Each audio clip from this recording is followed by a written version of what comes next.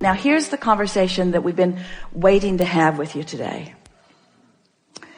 You begin to notice that the things that you lightly are contemplating are flowing easily into your experience. Because in the light feeling, in the absence of effort feeling, in the light, so light, maybe it's because it's unimportant, maybe because it's unimportant, I haven't been beating the drum of it, and so I don't have a lot of momentum going in opposition to it. But in the lightness of it, the universe demonstrates it in some obvious way. So this is what brought Esther to the question. The lightness seems like the opposite of effort. So when I find myself trying, which is, we hear that from you a little bit, in the realization that you're trying, you might want to stop and say, this trying could be counterproductive. I'm efforting, which means I'm not engaging the energy that creates worlds, which means I think I'll just give this another run tomorrow. And as you do that and do that and do that, you're going to find that effort is not a factor in your experience. You're going to find that trying and struggle are not a factor in your experience. You're going to begin to discover that things that you want lightly come easily. So there's something important to be talking about there. How can I feel light about something I've been so intense about for so long? And we say, by giving it a rest. By giving it a rest, by focusing on some other things for a while, or by getting as general about it as you can. And things just work out. They just work out. Funny thing to hear from someone who's teaching you about deliberate creation. Deliberate creation. Deliberate creation is about tuning your frequency. Deliberate creation is about feeling your emotions and knowing what they're telling. Deliberate creation is about understanding the relationship between who you really are and what you really want and what you're doing right here and now. Deliberate creation is about chilling out so that there's no resistance and then focusing. It's about tending to the frequency first and then applying the thought. Oh, all right now. Integrity. Abraham, you said that I think and then I feel. So are you actually taking thought back to the element of frequency? Yep. Can you find a frequency without a thought? Can you feel the frequency of love? Can you feel the frequency of love? Now, don't get carried away about who you love or who you loved or anything like that. Just feel the frequency of love. Can you feel the frequency of love? Can you feel the frequency of enthusiasm? Can you feel the frequency of fun? So it's possible to feel a frequency by interpreting it through emotion in a sort of thoughtless place. That's all we're asking you to do. That's the thing to do first thing in the morning. Wake up and enjoy the non-thought. Don't be too quick to try to figure out what this day means and where you have to go and what you have to do. Just give yourself, if you can, 68 seconds of just basking in the energy, in the non-action, non-verbal, even non-thought, vibrational frequency. Just give it a chance and see what happens. And then watch how the thoughts begin to follow suit. It is our promise to you. Get that momentum going and you'll be off on the right foot. And as soon as tomorrow, you'll have a day unlike any other day that you've ever had.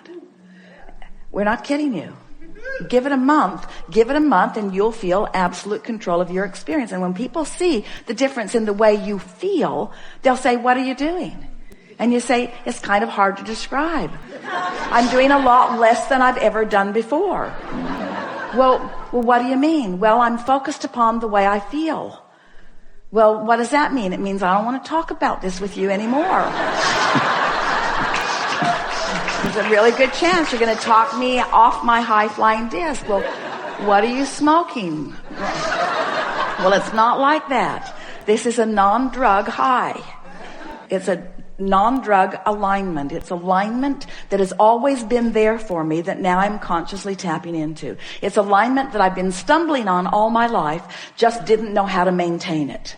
Didn't know how to create it to begin with and didn't know how to maintain it. Now I do, so I'm doing a more consistent job of it. So I've got more momentum going. So I've got more airtime happening, more vibrational airtime, more attention, more verbal time, more stuff from me about those pipes that I want to keep open. What pipes are you talking about? Well, you see, there's this path of least resistance between me and everything else. And it's a path of least resistance between me and what I want, and it's a path of least resistance between me and what I don't want. It's a path of least resistance. And I'm just keeping the pathway open on the things that I care about. Well, how do you know the difference? Things I care about that I really want feel good to me when I think about them. When I'm focused upon what I want, it always feels good. When I'm focused in opposition, it never feels good. Oh, seems too simplistic to me, they'll say. I know, it did to me at first. That's why I tried to make it harder than it needed to be. I made it harder than it needed to be for quite a while. And then who knew? I'm supposed to feel good. Life is supposed to be fun. I have endless unseen energies that have my back, who know what I want, who are pointing the way. I had no idea the leverage, the creative energy that was available to me until I started pointing it. Well, what have you accomplished with this? Well, I feel great. I know, but what else? Well, I just feel wonderful. Well, what else? Well, it's too much to tell. Well, tell me something. Well, I just feel great. I feel great. And mostly nice people are around me. And people who used to bother me aren't coming around. And some of them that used to bother me don't bother me anymore. And ideas come more easily to me. I'm more intuitive. I'm more clear-minded. The things that occur to me occur in better timing. So when I act on them, I get more immediate results. The things that I want are just flowing into my experience. My day-to-day moments are really exciting. I used to look forward to a vacation and kind of put up with everything before it. And now every day feels sort of like that vacation. I have that lighthearted feeling all day, even when you're at work. Yeah, especially when I'm at work, because I feel purposeful there and I feel momentum there. And there's this give and take thing that happens with me at work where we're all winning as a result of our co-creating together. It's some of the best time that I spend is when I'm at work. Yeah. So many lovely people in this world. Have you noticed? Well, not so much. I haven't noticed that so much. Well, that's because I'm on my high-flying disc. I know that's what... Well, now, tell me about this stupid disc. How did you get on this high-flying disc? I was born there. I was born there. I talked myself out of it with a lot of help from others who had forgotten about it too. But no, I mean, how did you get on it today? Well, I thought you'd never ask. Well, this morning when I woke up, I just thought happy thoughts.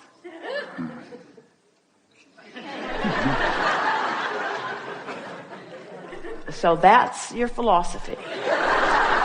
You just think happy thoughts. Yeah? I stopped watching television for the most part. There's some shows I really like that I'm recording and watching, fast forwarding through all the commercials, which means television won't be around for long because, yeah, just think happy thoughts. Hang around with people who feel good mostly. Think of reasons to feel good. But mostly, I just get up looking for a reason to feel good and almost always find it immediately. And then I milk it. Some people will think that it's too simplistic, but as you begin to demonstrate how great you feel, and as they begin to see, especially those who know you, the things that they've been hearing you talk about, as they begin to see those things flowing into your experience, as they begin to see your prosperity improving and your laughter more obvious and common, and they begin to notice how clear-minded you are and what good timing you have, what good comedic timing, what good intellectual timing, what good psychological timing, just what good timing.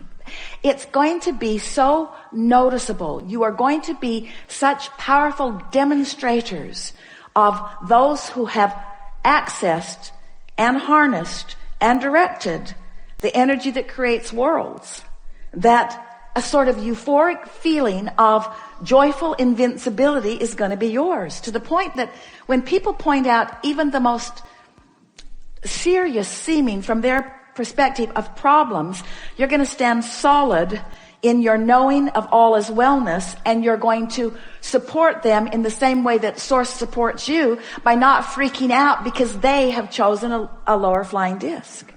And before you know it, you won't freak out when you find a lower flying disc either. You'll understand how it works. You'll understand that, this is just a step one moment, and that's all part of the process. I'm predominantly now, for the first several years of my life, I was predominantly in step 3, because I was born that way. Then those around me began insisting that I become more accountable, which meant try to compensate for their inability to stay on their disc. We hope you heard that in the way we meant it. So then I had sort of a rough ride for a while, where I was having predominantly step 1 moments. What are step 1 moments? Contrasting moments where I know what I don't want, so I know what I do want. I know what I don't want, so I know what I do want. So I was asking for quite a few years of my life. I was predominantly doing step 1 moments, stumbling accidentally into alignment, but not really knowing what I was doing. But it was a good plan, because during that step 1 phase of my life experience, all of you have passed through that now. I filled my vortex with all kinds of specifics that matter to me. And now you're in the step 3 phase of your life experience, where now getting on the high flying disc, that's your work, that's your work, that's your work, that's your work, that's your work. So I'm done, Abraham, I'm not going to create anymore. Oh no, because you're not going to stay on the high flying disc. You're going to dip. You're going to still have step 1 moments, but you're predominantly going to be living step 3 moments. Occasional step 1 moments, because you can't not expand.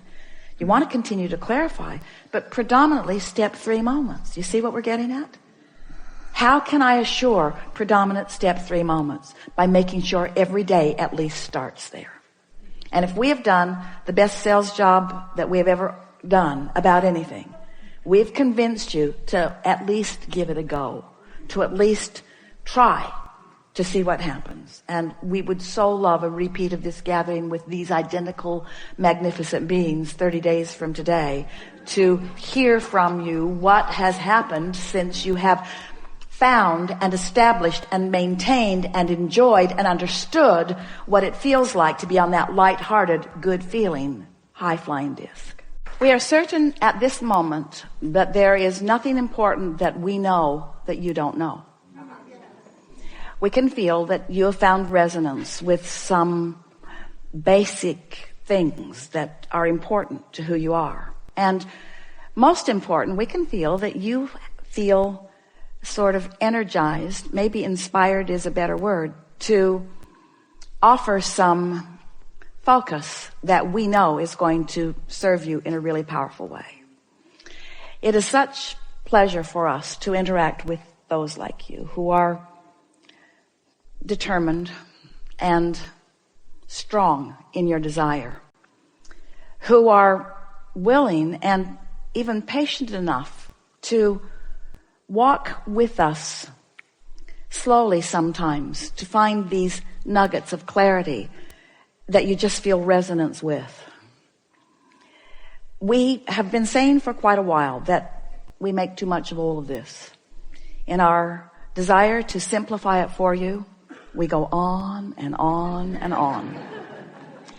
But it is our knowing that today you have found some simple steps, and we know you feel the resonance with who you are. Our favorite thing about you and our time that we spend with you is that moment when conscious realization occurs to you as you make the correlation between something that you did vibrationally and something that happened in terms of demonstration. That's just the best for us.